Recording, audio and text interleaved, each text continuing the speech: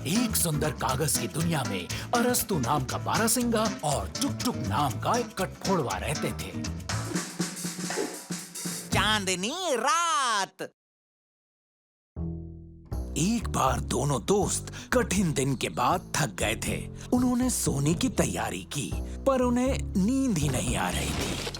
अरे ये क्या हो रहा है? रात हो गई है पर दिन जैसा उजाला है। अरे हाँ, मैं भूल ही गया था। देखो, और मैं सोच रहा था कि घड़ी के साथ कोई गड़बड़ हो गई है। नहीं टुक टुक, घड़ी का इससे कोई संबंध नहीं। हमें तो रात होते ही नींद आ जाती है।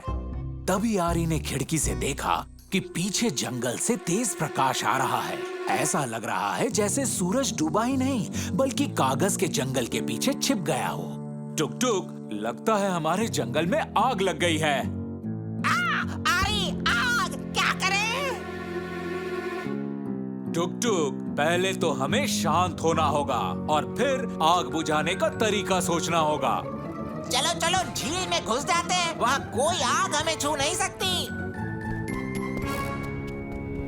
नहीं नहीं टुक टुक, ये कागजी सोच ठीक नहीं है, क्योंकि जंगल में सभी सो रहे हैं और उनको आग का पता ही नहीं। हमें ये बुझानी पड़ेगी। बाल्टी ले लो टुक टुक। आखिर हमारे दोस्त मैदान तक पहुंच गए। एक बड़े झाड़ी के पीछे से तेज प्रकाश आ रहा था, पर इस आग से न कोई गर्मी पैदा हो रही थी और न ही कोई धुआं उठ रहा था। बड़ी अजीब आग है आरी। धुआं क्यों नहीं उठ रहा? पता नहीं टुक टुक, शायद खत्म हो गया हो। अरस्तु ने बड़ी सावधानी से झाड़ी के पीछे झांका और वहां एक आश्चर्य उसका इंतजार कर रही थी। एक तेज असली चांदनी। दोस्तों ने अंतरिक्ष के मेहमान से पूछा कि वो पृथ्वी तक की इतनी दूर की यात्रा करने के बाद शायद चाय पीना चाहे। चांदनी खुशी से तैयार हो गई और वो घर की ओर चल पड़े। वाह वाह, लौटते समय और भी मजा आएगा, क्योंकि हमारे पास अब चांदनी है और ये हमें रास्ता दिखाएगी। बाद में चांदनी ने कबूल किया कि संयोग से वो सो गई और पृथ्वी पर गिर गई। बात ये है कि चांदनी को कभी भी रात में सोना ही नहीं चाहिए। यहाँ अरस्तु को याद आया कि वो भी आज बिल्कुल नहीं सोया। बहुत थक गया हूँ, अब मुझे आराम करना चाहिए। मैं भी अभी चांदनी के लिए बिस्तर तैयार कर देता हूँ। आरी और टुक टुक ने चांदनी के लिए मुलायम कागजी बिस्तर बनाया और खुद भी सोने के लिए चले गए।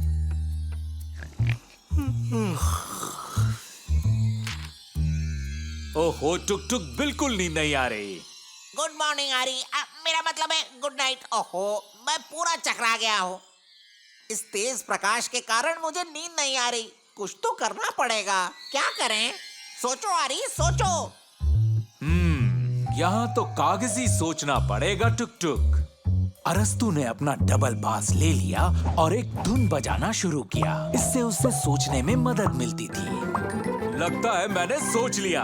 हम एक गुलेल बनाएंगे टुक टुक और चांदनी को वापस आसमान में भेजेंगे। कहो कैसी रही? कागजी दोस्त। पहले एक चौकोर कागज लेंगे, फिर उसे आधे में मोड़ लेंगे और फिर उसके कोनों को केंद्र में मोड़ लेंगे। कुछ इस तरह बराबर करें और फिर एक बार और मोड़ें। अब ये सब उल्टा करें। आधा आधा मोड़ लें और मोड़ के कोनों को दाईं और बाईं अंदर की तरफ दबा दें, ऐसे। अब उसे सीधा करें और बाल्टी का आकार दें। अब देखिए, हमारी गुलेल तैयार है। टुक टुक, चांदनी को इस बाल्टी में रखो और गुलेल को खींचो, पर सावधानी से। ध्यान देना कि कहीं चांदनी फिर से वापस जंगल में ना गिर जाए। समझ गए? आरी, मैं कोशिश जरूर करूंगा, पर वादा नहीं कर सकता। मैं जिंदगी में पहली बार गुलेल का इस्तेमाल कर रहा हूँ। बाय। कागजी उड़ान मुबारक हो। चांदनी आसमान में वापस चली गई और इस बात से वो बहुत खुश थी, क्योंकि उसका घर वहीं था। अरस्तु और टुक टुक ने चांदनी से विदाई ली और उससे वचन लिया कि वो अब कभी भी रात को सोएगी नहीं, और अगर अचानक सो भी गई तो हमारे दोस्त जरूर कुछ न कुछ कागजी सोच ही लेंगे। कागज का करिश्मा में फिर मिलेंगे।